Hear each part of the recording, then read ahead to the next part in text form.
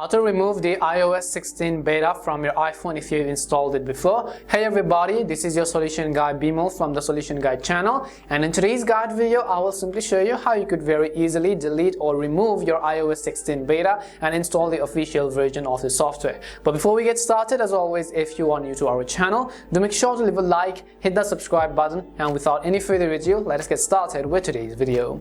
So in my case, what the problem over here is that I had previously installed the iOS 16 beta version, and now since the official update has rolled out and you might just want to remove the beta version and you want to switch to the official version, well, in that case, first of all, you simply have to start by launching the settings app on your iPhone. Once you launch the settings app, you have to go to this option which says general. So go ahead and then simply select the general option. As soon as you select general, you'll be able to see a list of different options over here. You have to scroll down to the bottom and tap on this option which says VPN and device management. As you select VPN and device management, you can see that current profile of the beta version which we installed before. So all we have to do is we have to tap on that particular profile, and we will simply tap on remove profile button, and it will ask me for a passcode. Basically, once we remove that particular beta version profile, then the beta version is going to be automatically removed, and all you have to do is to simply restart your device in order to actually install the official update of the iOS version on your iPhone. And this is basically it. This is how you could very easily remove the iOS 16 beta on your iPhone.